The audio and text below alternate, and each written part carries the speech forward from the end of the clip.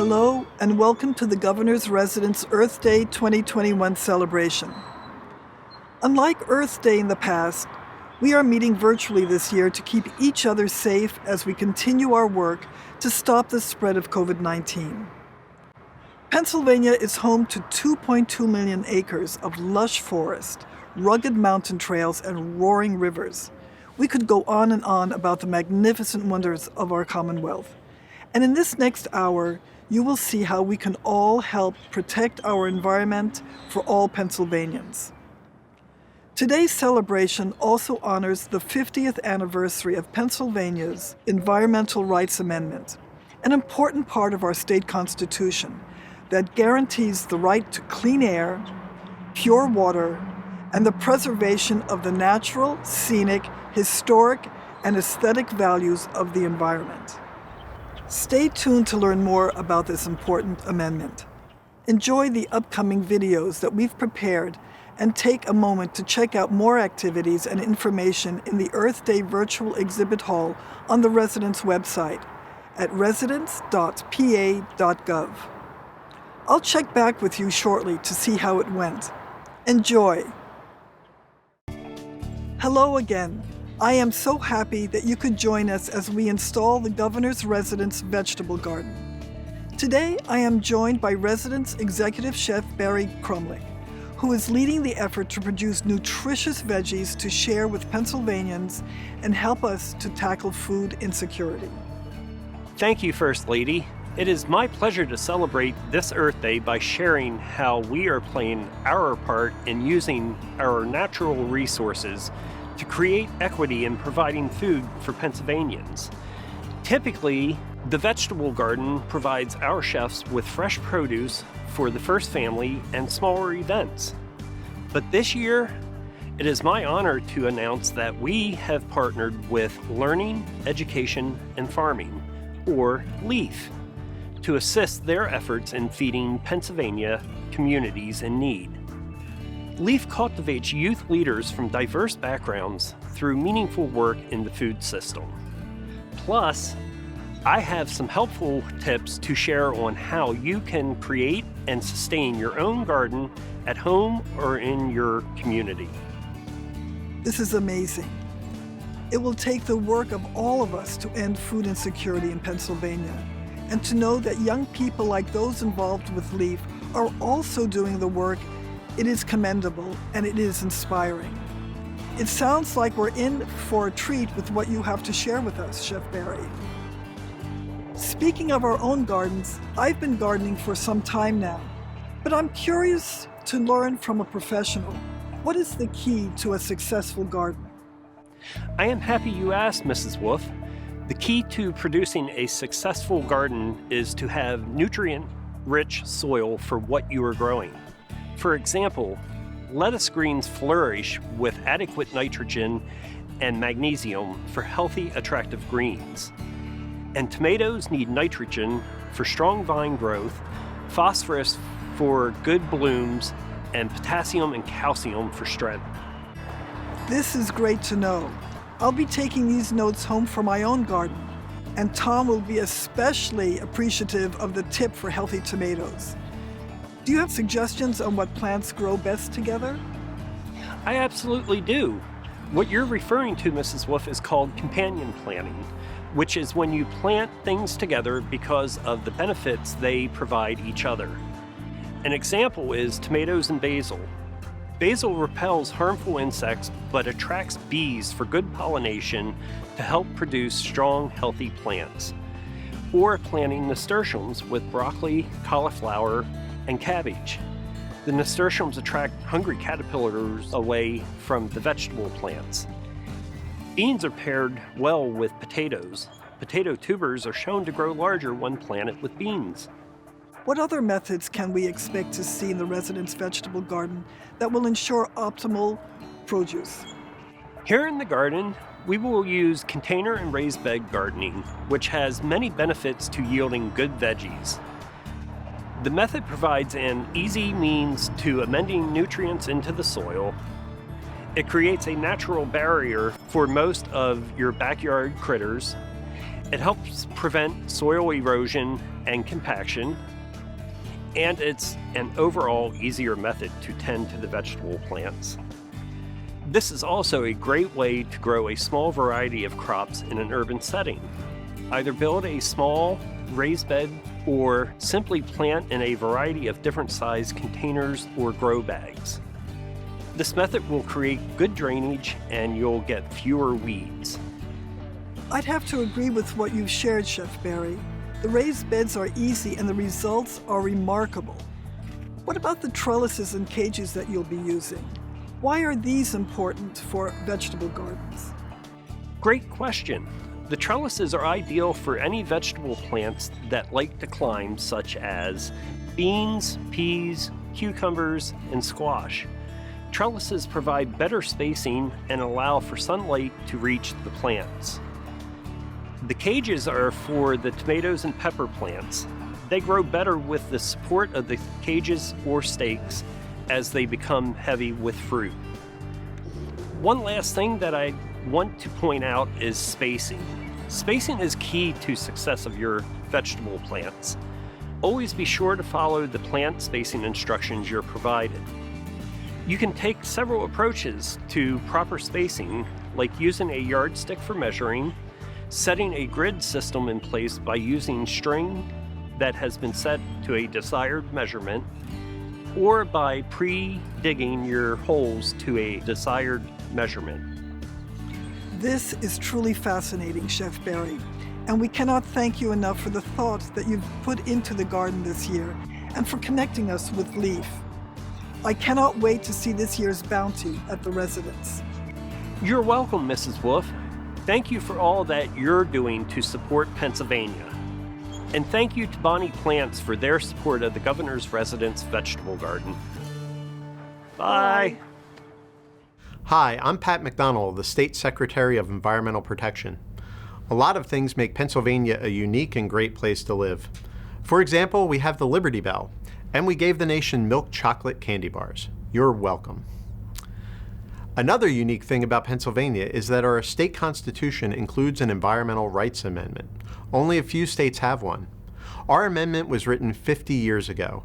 It says our public natural resources are the common property of all Pennsylvanians, including future generations. Our land, air, and water belong to you, your parents, your grandparents, your children, and any children they may have someday. They belong to hikers, anglers, farmers, schools, businesses. You get the idea. When a company or an organization or a person wants to carry out certain activities, we tell them what to do to prevent pollution, and we hold them accountable. We also provide guidance on major environmental concerns, like climate change and environmental justice. DEP teams up on issues that affect our communities, like the Pick Up Pennsylvania litter campaign that we partner with Keep Pennsylvania Beautiful on. We support Envirothon and partner in other ways with many schools, maybe yours. It's really important that people understand the green spaces and healthy waters enable the function of the ecosystem we all depend on. Because the environment belongs to everyone, DEP must work on behalf of everyone. We see all sides of an environmental question now, and we look to future challenges. We strive to bring different interests into balance to serve all Pennsylvanians. If you've ever tried to get your friends or family to agree on something, you know it's not always easy. But at DEP, we're excited to do this work for Pennsylvanians every day. Happy 50th birthday of your environmental rights, and happy Earth Day, Pennsylvania.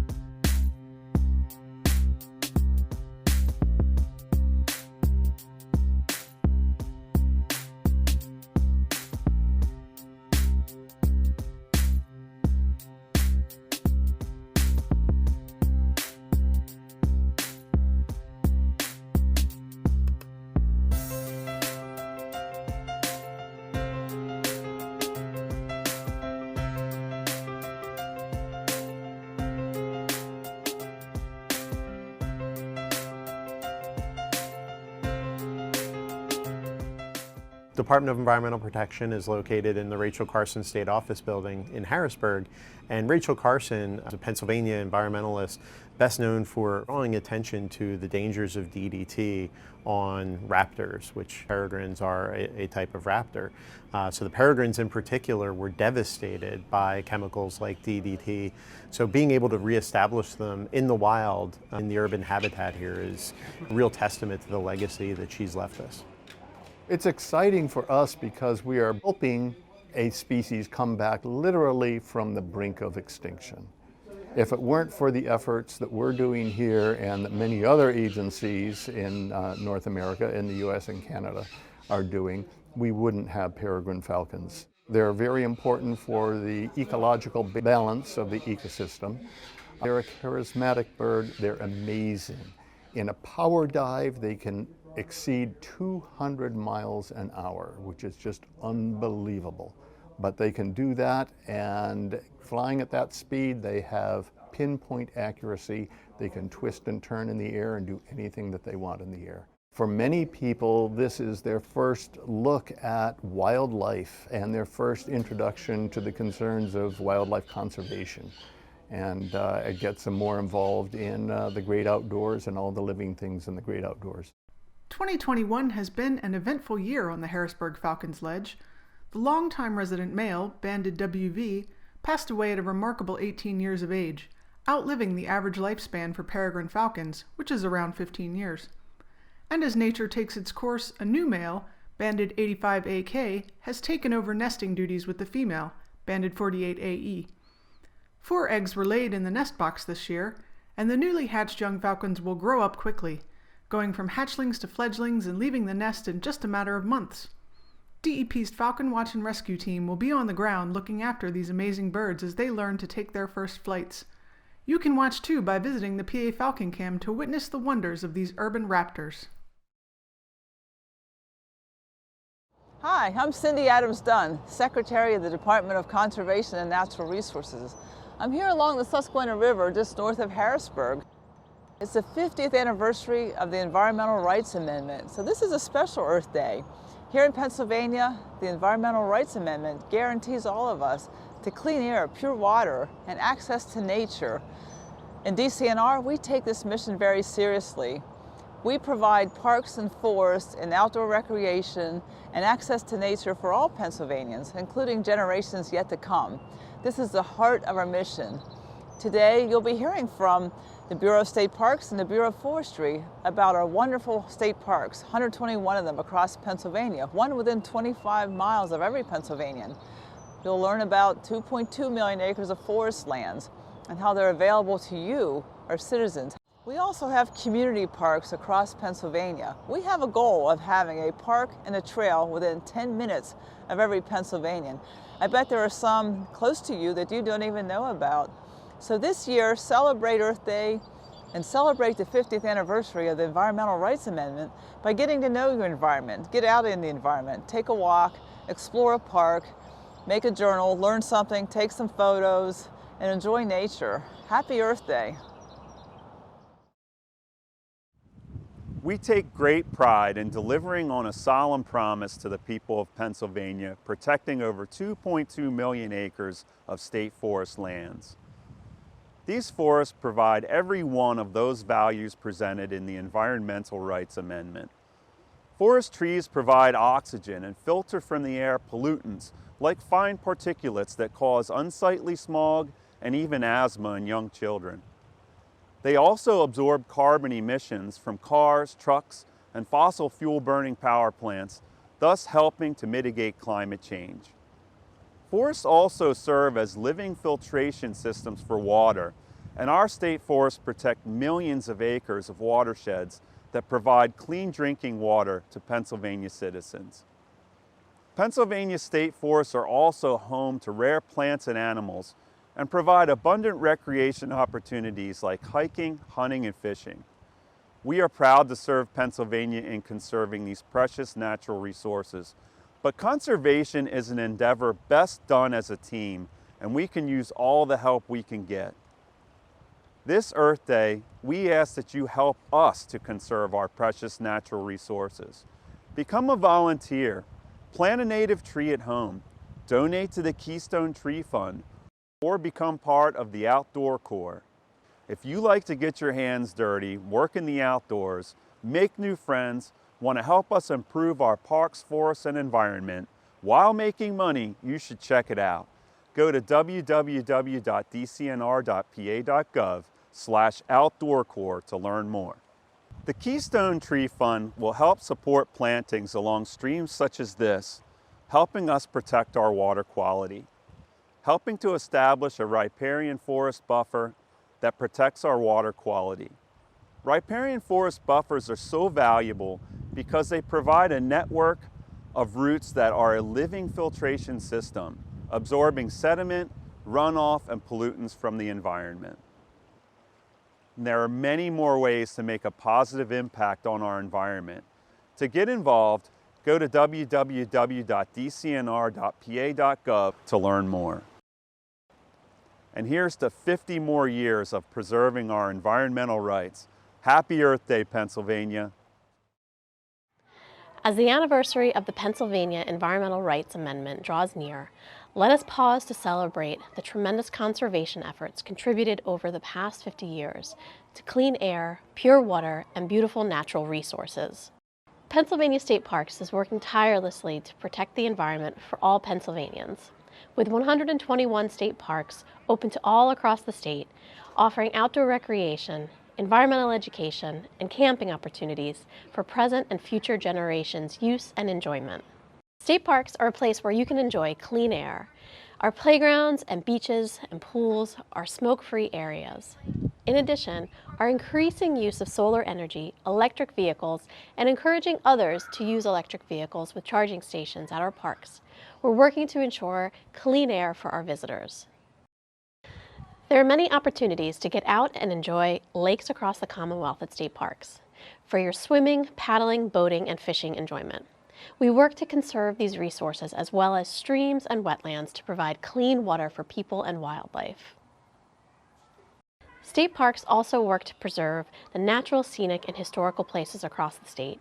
Like here at Little Buffalo State Park, you can connect with the local history, the scenic rolling hills and forests, and the abundant wildlife of Little Buffalo Valley.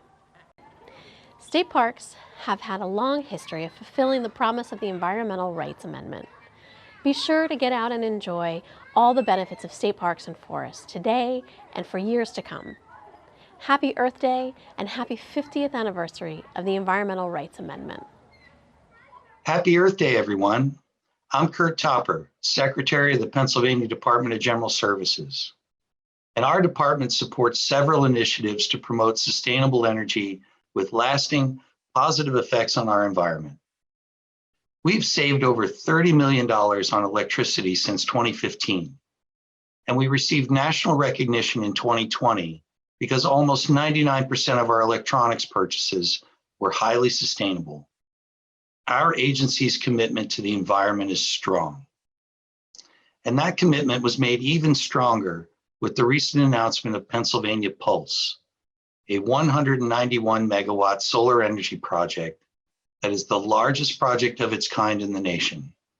And it will provide 50% of the state government's electricity when it goes online in January of 2023. Other actions we're taking include adding more electric and hybrid vehicles to our vehicle fleet, and also ensuring that green government factors into our construction and our leasing operations. We currently have 17 new buildings or major renovation projects that incorporate high performance green building criteria in their design.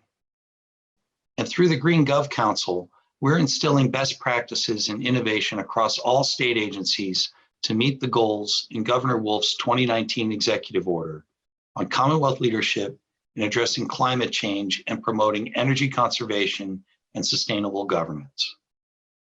Our Green Gov team is conducting an internal review of 30 state agencies' sustainable business practices and identifying how they are making progress in meeting sustainability and efficiency goals. I encourage you to visit the Green Gov website and sign up for their soon-to-be-released newsletter. From purchasing to recycling to creating partnerships and defining best practices for energy sustainability, I'm proud of our contributions to the overall effort to ensure a healthy, thriving environment in the future for all Pennsylvanians. Happy Earth Day. Hi, I'm Dan Lynch, a wildlife education specialist for the Pennsylvania Game Commission. Today we're going to be talking about eastern bluebirds. It's not hard to figure out why bluebirds are so popular, given their striking blue and orange plumage, chittering song, and willingness to nest close to humans.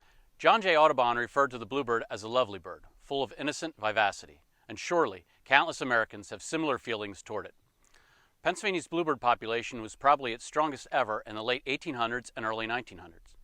Large sections of the Commonwealth's forests were being logged, farms covered 2/3 of the state, and Pennsylvania human population was half of what it is today. Combined, that translated into lots of open space, the preferred habitat, few environmental issues, and limited competition with other cavity nesters. With time, America's bluebirds began to lose their grip. The European transplants, house sparrows and European starlings, began to dominate the nesting cavities bluebirds preferred. DDT and other harmful pesticides hampered reproduction until they were nationally banned in the 1970s. Pennsylvania's open spaces were slowly but surely reclaimed by trees, or worse, buildings. The bluebird's perfect world was slipping away, and it was helpless to reverse the troubling tailspin it found itself in. The Game Commission regularly campaigned for bluebirds by encouraging Pennsylvanians to consider getting involved in the fight, to make the state a friendlier place for them. In the state's second oldest songbird protection law, dated 1843, bluebirds were one of the several species listed specifically for complete protection in Allegheny and Franklin counties. Additionally, the Game Commission's Howard Nursery has been manufacturing bluebird nest box and box kits for more than a quarter century. Each year, about 9,000 kits are manufactured there and sold or provided to Pennsylvanians to help bluebirds.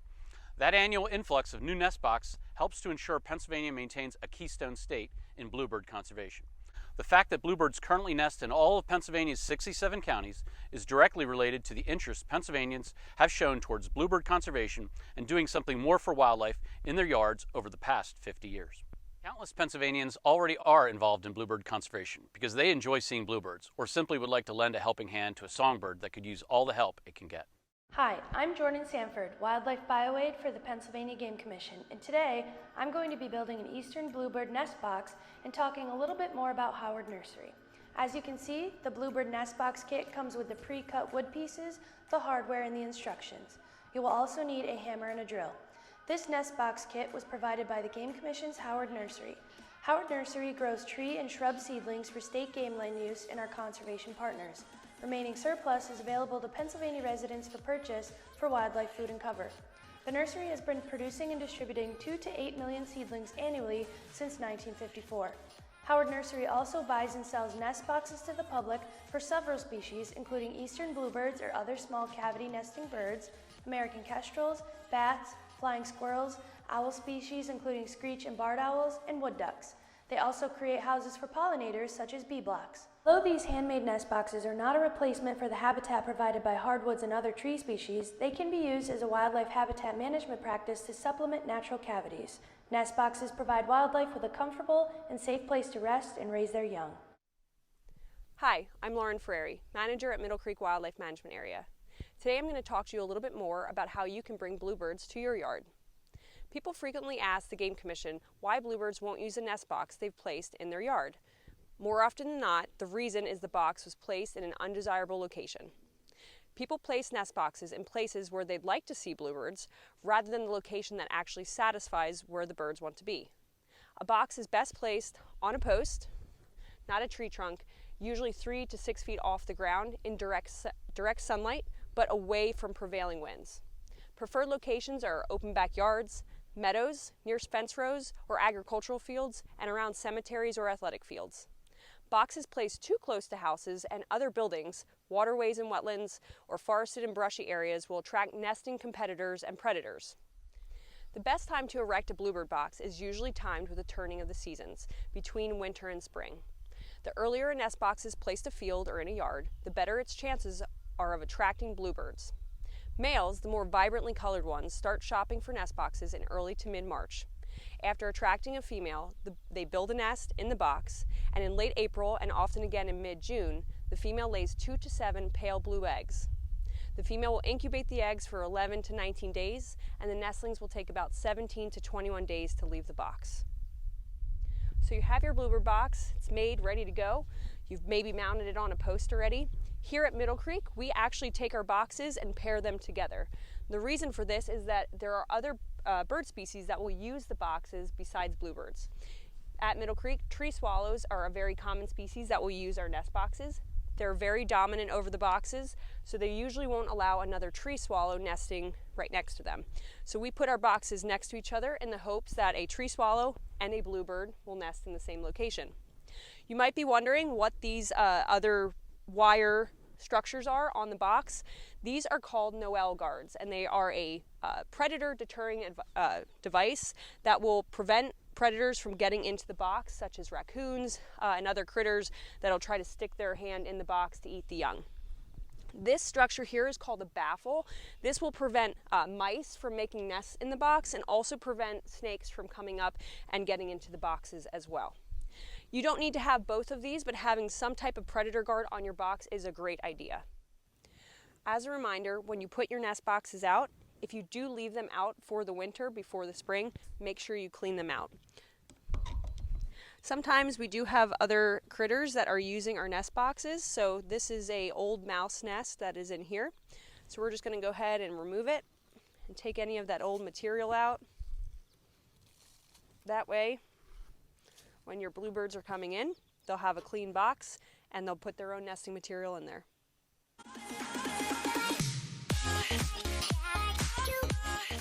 Hello, I'm Noel Ortega, Pennsylvania's Acting Secretary of Education. Happy Earth Day. Thank you for working so hard to protect the environment for all Pennsylvanians. Today, we celebrate your work and the work of all the formal and non-formal educators across the state who are also working to protect the environment for all Pennsylvanians.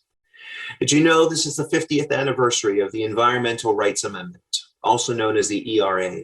In 1993, Pennsylvania passed legislation to further ensure that all students in our state have equitable access to the environment, environmental education through the Environmental Education Act. Through this act, the Pennsylvania Department of Education evaluates school-based environmental education. It provides support and resource information to educators and public and private education agencies, as well as organizations. It also recognizes exemplary environmental education curricula developed in Pennsylvania schools. We support several programs that help develop environmental literacy. This includes partnerships with other state agencies such as the Department of Environmental Protection, the Department of Conservation and Natural Resources, and the Department of Agriculture. We also fund an Environment and Ecology Content Advisor position to help coordinate efforts. These are academic standards that address environmental issues across multiple disciplines. We coordinate partnerships with formal and informal environmental experts to build environmental literacy capacity and to address environmental impacts and environmental justice issues within the Chesapeake Bay watershed region and statewide. The PA Environmental Literacy Plan, based on the CBW of 2014, promotes environmental lifelong literacy development with environmental justice awareness woven into all aspects of the inquiry process.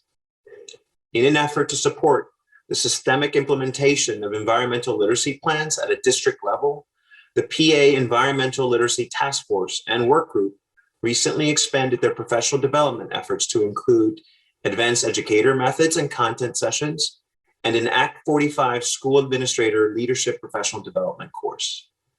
We will implement tools such as a new template to assist individual schools and districts as they develop their own environmental literacy plans in line with the CBW, the PA ELIT plan, and the PA Pathways to Green Schools program. The PA Pathways to Green Schools is Pennsylvania's Department of Education's primary award program supporting environmental literacy. This program is intended to provide recognition to schools across the Commonwealth as they design, build, and implement their school district, or institution's environmental literacy and sustainability plans in their quest to achieve USDE's Green Ribbon School recognition. Pennsylvania is permitted to nominate as many as 5 pre-K through 12 schools or districts for consideration to the U.S. Department of Education's Green Ribbon School Program. Additionally, Pennsylvania may nominate 1 institution of higher education for progress in the 3 pillars. I'm pleased to announce this year's state-level winners. First, let me begin by announcing Lehigh University, a 3-pillar state finalist and U.S. Green Ribbon School nominee. Next, we have Hance Elementary School in the Pine Richland School District, also a 3-pillar state finalist and U.S. Green Ribbon School nominee. Next, we have the Commonwealth Charter Academy, a 3-pillar state finalist and U.S. Green Ribbon School nominee. And finally, we have Central Cambria School District, which is also being recognized for the environmental justice and diversity, equity, inclusion, and accessibility work. Please check the U.S. Department of Education's website later today to see which of our Pennsylvania nominees received full Green Ribbon School awards. Thank you to Lehigh University, Hance Elementary School, Commonwealth Charter Academy, and Central Cambria School District for your incredible work to support our environment. And thank you to everyone else watching and celebrating Earth Day today. Thank you for everything you've done and continue to do to protect the environment for all Pennsylvanians. Happy Earth Day! I'm Tammy Peffer, the Environment and Ecology Content Advisor with the Pennsylvania Department of Education. Over the next few minutes, I'd like to introduce you to a more sophisticated version of I Spy that will help you explore botanical life cycles in Pennsylvania. Recognizing the role of native, naturalized, and agricultural plants or trees in our local environment, wherever you may be, is an important ecological principle that helps us see our own place in the biosphere. Many plants serve as habitat anchor or host species for so many insects, birds, mammals, and other animals. Some plants or trees may be the sole source of food for certain species. Building an understanding of the relationships begins with observation and data collection throughout the plant and paired animal life cycles. I encourage you to create your diary in whatever format you are most comfortable. You can modify your focus within the botany theme based on your own personal interests. I also encourage you to create a GIS layer or story map or some other type of garden plotting map to track changes over time. So let's begin our journal. Take a look at the window. Venture into your backyard and jot down what you see. You'll begin by plotting and taking notes about emerging plants. Work to identify that plant or tree if you can. There are more than a dozen easily accessed online or book ID guides that you can use. Are they trees, shrubs, flowers, ferns? Can't you tell because it's a newly emerged plant? List the clues that helped you make that decision and note the observations and the point of decision in your journal entry. Once you have identified the type of plant, you can select specific guides which will walk you through a dichotomous ID process so you know the species. If there are no obvious greenings or flowers on a tree, you can even use a winter twig ID guide to help you identify. You're going to then create an entry for each plant or tree. How you organize your data is up to you. However, I offer 2 suggestions. You can do daily observations or observation by plant or tree. Either way, you're going to need to give yourself enough room for several days and weeks of observations about that organism. You may also want to document with sketches or pictures so that you compare visual tracking of changes with data collection. Now for some details. What is the ground cover like near that plant or tree? Are there plants nearby? Some spring plants emerge before neighboring tree leaf out so they can get full benefit of the available sun. Others wait to emerge until after the surrounding canopy is actively leafing out. Note what part of the plant you spotted first. Does the flower show before the leaves? This is a clue as to how the plant or tree is pollinated. Now that we know what the plant is, we need to see what animals are interacting with the tree or plant. This may require a bit closer inspection or some quiet sitting and observation time. What animals do you see in and around the plant? What are they doing? You'll need to identify the animals using the appropriate keys and then note their behaviors. Do they stick around through the spring or do they disappear? Could they be possibly migrating? Are they sleeping, eating, hiding, socializing? Do you see nesting or webbing or even silks associated with the animals?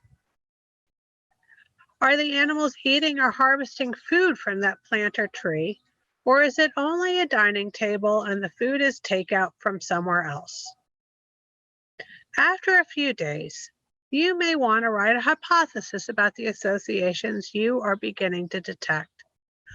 I highly recommend continuing the inquiry to collect evidence to confirm or amend your conclusion. Then after several weeks of observation, you can reanalyze and synthesize your information, impressions, and intuitions to see if your first thoughts still hold water. Now, any complete inquiry process does not just stop with collection of data and summary of findings. Think about what you want to do with that information. How can you use this new knowledge to improve the ecological function of your local community? And how can you share what you have learned with others? For those of us in agriculture, every day feels like Earth Day. The earth provides farmers with all of the necessities we need to supply Pennsylvania and the world with food, fuel, and fiber. The rich soil, predictable weather patterns, clean water. So from sun up to sundown, we take care of the land and it takes care of us. Because to feed the future, we must take care of the environment today. With each passing day, and as climate changes become more prevalent, farmers are working hard every day to increase the sustainability and resilience of their operations so that we can continue to have food on our tables. On this Earth Day, if you're looking for an activity, here are a few suggestions for you, some of which will give a nod to our farmers in the agricultural community.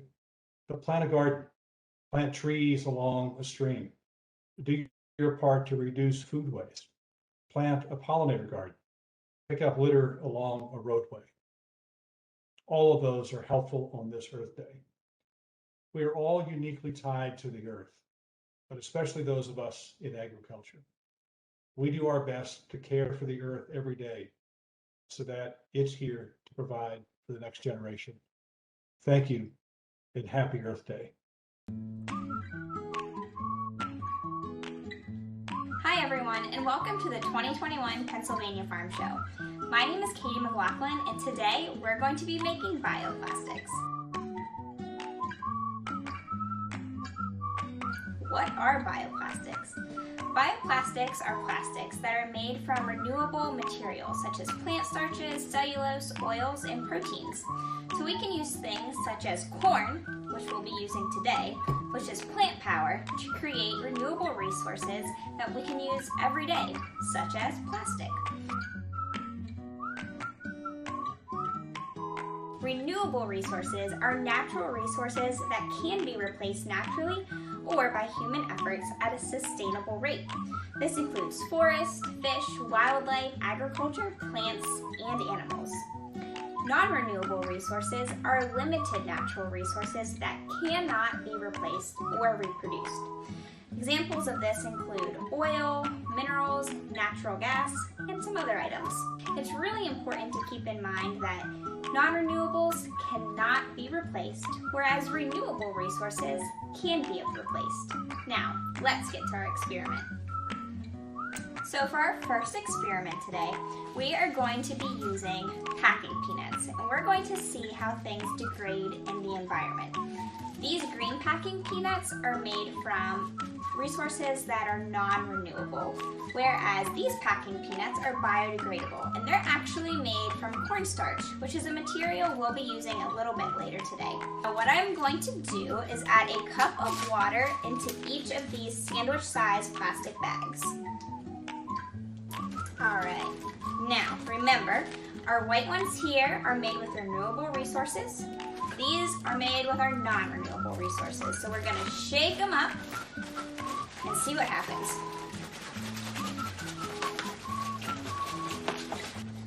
Alright, if we look here, we now have something that's completely dissolved. Our packing peanuts are now a liquid, and they're something that will degrade naturally in the environment. If we look over here, we're still shaking, but we still have the same old packing peanuts. These are something that can be a detriment to our environment, and they won't degrade naturally.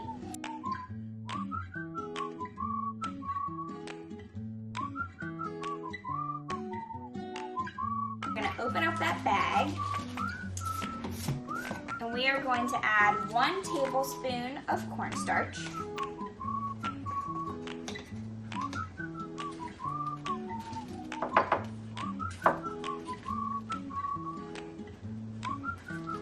And we need 2 drops of corn oil. 1, 2. And now we need 1 tablespoon of water. And we're going to need 2 drops of any food coloring of your choice. Alright, now we're going to seal the bag. And we're going to mix it all up with our fingers, going back and forth. Got to make sure we get all the clumps of cornstarch as well. Want everything to be nice and smooth and mixed evenly.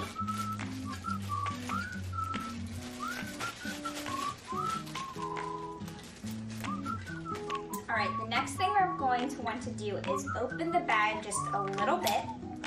And we are going to place it in the microwave for 25 seconds. Alright, I just took my bioplastic out of the microwave, so it's going to be a little warm. So what we're going to want to do is set it aside for a few minutes, just so it can cool and harden on its own. I think our bioplastic is ready to take out of the bag. Here we go.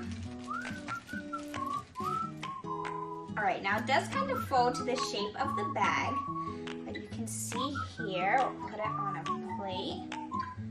We now have some bioplastic. And this is definitely a fun activity you can try again and again at home. Thanks for tuning in, and we hope you enjoy the 2021 Pennsylvania Farm Show.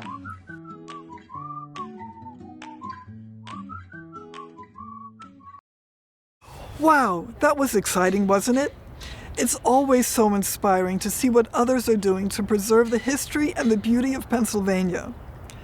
I hope that you too feel motivated to continue finding ways to protect our environment for all Pennsylvanians so that we can continue to enjoy this place that we call home. For additional learning materials, please visit the Governor's Resident website at residence.pa.gov. Happy Earth Day, everyone!